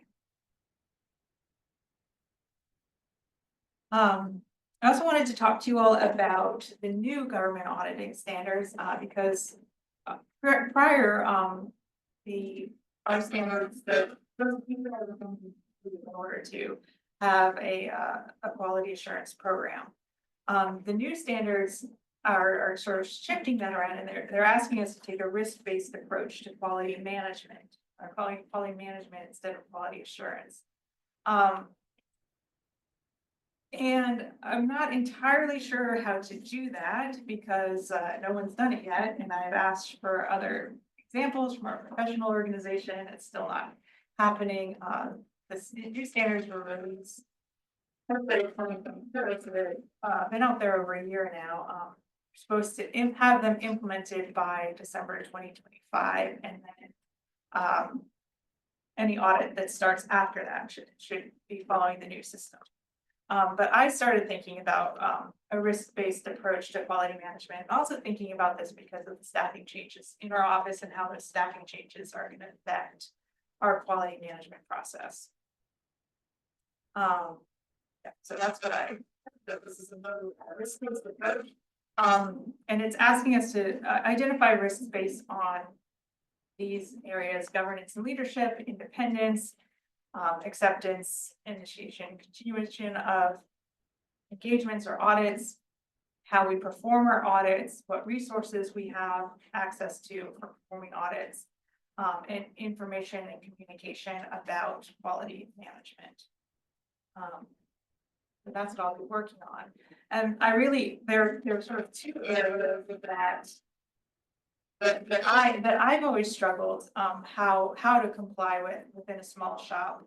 And so I wanted to kind of just share with you some of those struggles. One of the areas is within supervision. So our standards define supervision as directing and guiding staff in performing work, complying with standards, staying informed about significant problems encountered during an audit, reviewing work performed before a report is issued, and providing audit feedback. With only one person now, there's not really any supervision, because I'm doing the audits and there's really no one to supervise me and to do all of those things. So with a 1-person shop, which we will have occasionally, even with more people staff, because we are so small. If anyone's on leave or there's a vacancy, we really only have 1 person. So instead of having a supervisor and having expertise and experience of the person you have in place, there really isn't any supervision. And that's a risk we're going to have to accept as a small audit job. With 2 people or 1.5 people, there's a little bit of supervision because you can rely on each other to do some of those steps. But it also isn't really fair. As I was rewriting the manual, I kind of wanted to say something like, Aaron, you could license supervisor. In my job description. In order to have really, to really have supervision the way our standards intend it, you really need 3 people.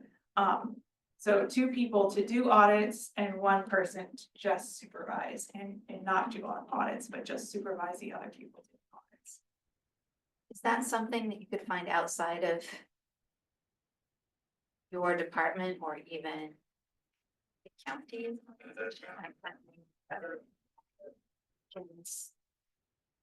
Other organizations, or just trying to think outside the box, like wondering how that might work. I'm comfortable with both of those options. Okay. You all could guide me towards doing them, but some of the drawbacks, I think, I definitely am comfortable with having someone within the organization do it, because I think that really impacts independence. Yeah.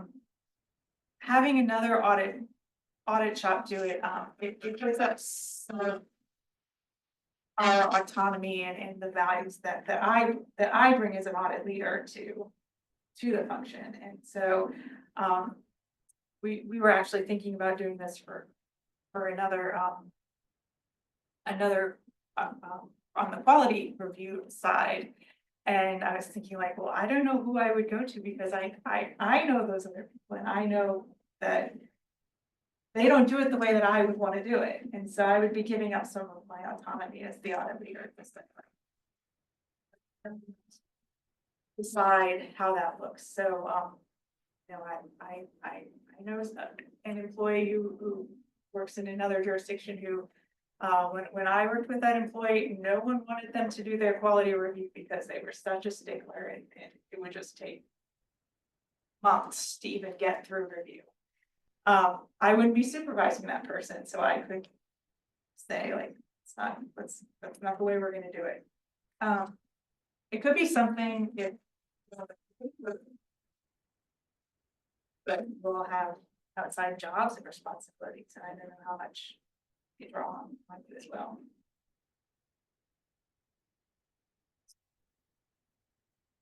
The second is engagement review, and so that's having a person not involved in the audit, checking every statement for facts and conclusions, to see if they're sufficient. In really large audit shops, you have a team that's just dedicated to other people's audits. In a 1-person shop, there really isn't any chance to do that. So you just do a self-review. And we have lists of engagement steps. I can do all the documentation, take off my author hat, put on my other hat, go through, double check everything. But it's really a self-review. With 2 people, and that's the way Aaron and I would do it. If he authored a report, I would check it. If I authored a report, he would check it. But we were both really involved in the audit throughout the process. I was always supervising the audit. We would meet every week to talk about the audit. So neither of us were really completely independent. I had already signed off on all of his work papers. So it wasn't really an independent review. With 3 people, you can have that independent review where you isolate the supervisor and one of the people would really work on the audit, and then you'd have a 3rd person who hadn't reviewed all the work papers and hadn't signed off on them. So I just kind of wanted to let everyone know that, you know, these were some of the things I'm thinking about as I'm thinking about risk and quality and how our staff expects that. Sorry to clarify, so the new standards require some level of review, or? They don't require it. They say we need to do a risk assessment. Okay. And then we accept a certain level of risk. Gotcha. And risk assessment. This is what you're thinking. Yeah, this is what I'm thinking about, as I'm thinking about how we do this function. Gotcha, thanks. And so.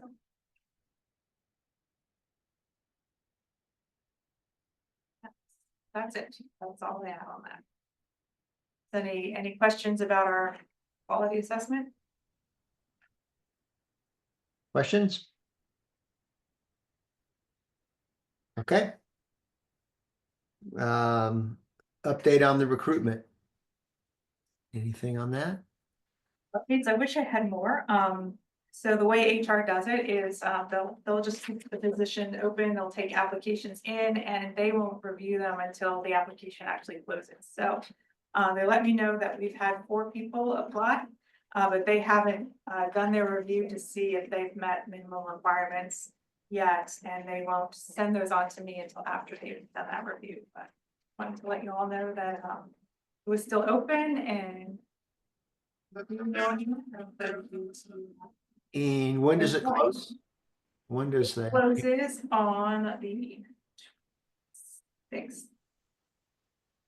6th of March, This is on the 26th, 20.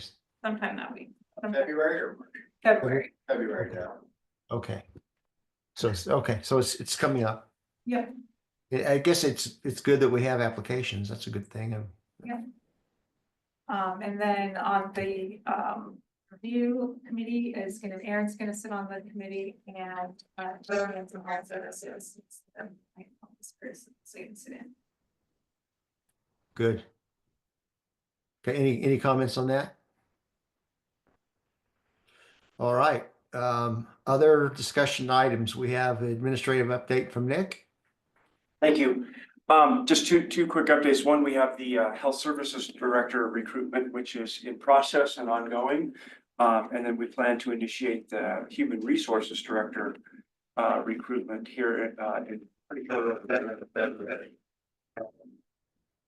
Understanding that will take months to complete before we have a Human Resources Director in place. But Whitney, did you have any other updates to share with the committee? Oh, you did. I think that's great. Okay. So that's all I have at this point. Okay. Any questions? All right, committee information. Committee information is really just a placeholder for a document that's available to all of you.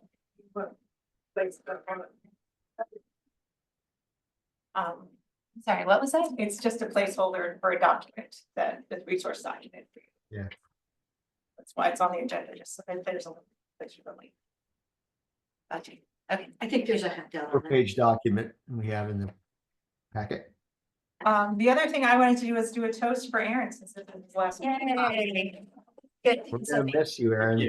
Hey, Aaron, miss you definitely. We're going to Thanks, miss Joe. you. We are going to miss you. I'm sure Elizabeth will miss you the most, but we will miss you too. Real toast. Wow.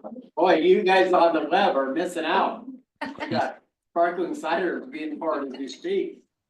Yes. We'll call that in a minute. Sparkling side. Sparkling cider. It's gonna go, are we getting French champagne? For sparkling I guess evil. not. The 2003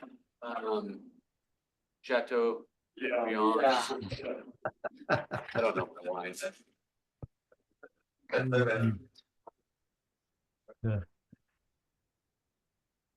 Excellent nose. But do you guys know where to find him? He's in the Kingwood Leads, right, Aaron? Absolutely. So you go down to Redmond and Thank you. check it out. Wow. 13 minutes from my house now. Yes, Just amazing. Oh, now you can ride your bike. No, I'm not gonna go that far. 13-minute drive. Aaron, 15-minute well, drive. cheers. Thank you. So I wanted to say, Oh, yeah, I'm sure. Oh, wait. really gonna miss Aaron. I've worked with a lot of auditors. Definitely my favorite auditor that I've ever worked with. Whoa. And maybe my favorite person I've ever worked with. Oh. So he just has been so important to my work. I really have enjoyed collaborating with you. My work is so much better because I get to work with you. And I'm really gonna miss having that, working at risk management. He also, yeah, and in addition to just being very patient as he showed me the ropes and many times, repeating himself on how to run the reports and how to pay invoices and how to do my time sheet and all kinds of silly things like that. So I'm really gonna miss you, but glad you're still at the county and glad you're at risk management, because I know you're gonna do a great job there and make the county a less risky place.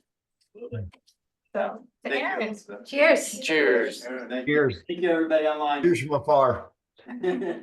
Appreciate it. Thank you very I much. was thirsty. It's really been an honor for me, this. When I applied for this job, well, my prior job, I really didn't understand fully what it encompassed. David gave me a ton of guidance on just how big and broad the county was. And again, was very patient with me in making sure that I really took in the breadth of what the county does in every kind of decision I make or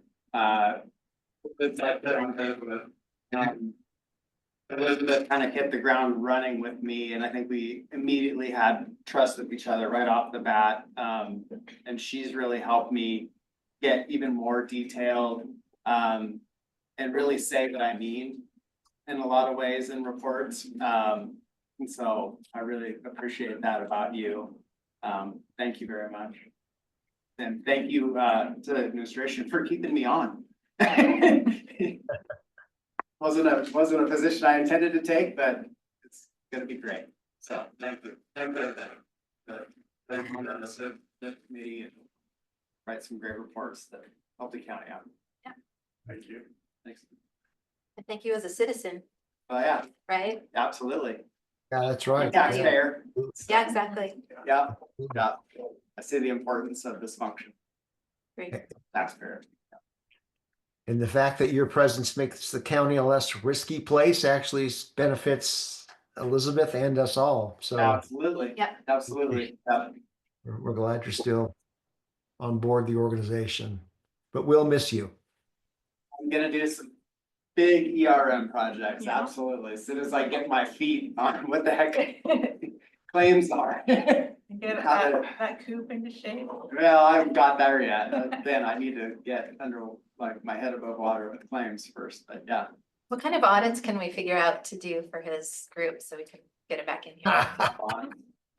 Small potatoes, small potatoes. By the way, we can officially adjourn our meeting, I think, at 3:03. So why don't we do that? We'll do that. So if